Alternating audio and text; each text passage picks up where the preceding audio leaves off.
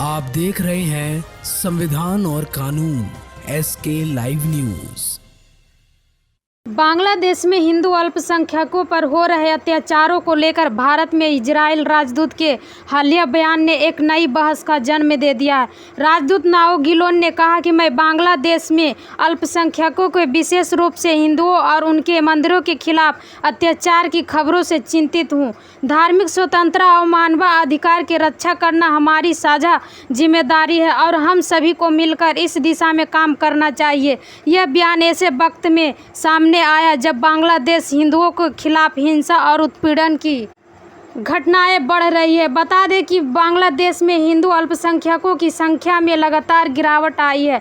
1957 में विभाजन के समय बांग्लादेश तक पूर्वी पाकिस्तान में हिंदुओं की जनसंख्या लगभग 30% पर थी, जो आज घटकर 8% रह गई है। बांग्लादेश में हिंदुओं को धार्मिक असहिष्णुता, जबरन धर्म परिवर्तन और संपत्ति हथियाने जैसी समस्याओं का सामना करना पड़ता है। हिंदू मंदिरों पर हमले, मूर्तियों की तोड़फोड़ और हिंदू महिला के साथ दुर्व्यवहार मामले नियमित रूप से सामने आते रहते हैं। हिंदू अल्पसंख्यकों पर हिंसा की घटनाओं में उल्लेखनीय वृद्धि हुई है। इन घटनाओं में अंतर्राष्ट्रीय मानवाधिकार संगठनों और मीडिया का ध्यान आकर्षित किया।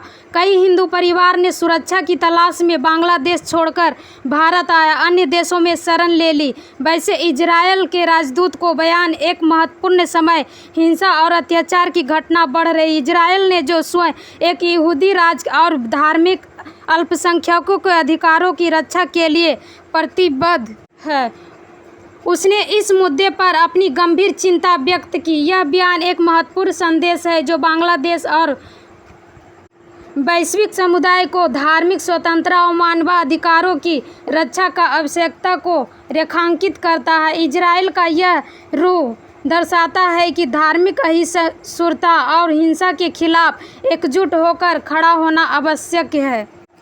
इजरायल के बयान के बाद अलग अलग देशों का राष्ट्रीय संगठनों ने इस प्रतिक्रिया का संयुक्त राष्ट्र ने बांग्लादेश में अल्पसंख्यकों की सुरक्षा की आवश्यकता पर जोर दिया। बांग्लादेश सरकार से इस दिशा में ठोस कदम उठाने के लिए अपील का अंतर्राष्ट्रीय मानवाधिकार संगठनों ने भी बांग्लादेश में हिंदुओं के खिलाफ कर रहे अत्याचार की कड़ी निंदा की। उन्होंने बांग्लादेश सरकार से अल्पसंख्यकों की सुरक्षा सुनिश्चित करने और धार्मिक स्वतंत्रता की रक्षा के लिए प्रभावी कदम उठाने की अपील की है।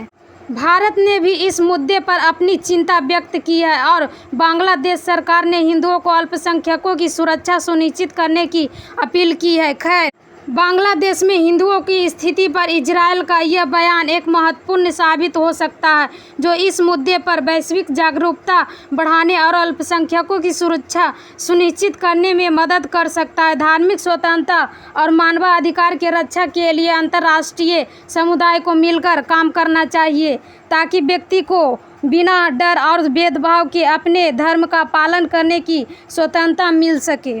खबरों के लेटेस्ट अपडेट के लिए इसी तरह हमारे साथ जुड़े रहें और इस वीडियो को ज्यादा से ज्यादा शेयर करें।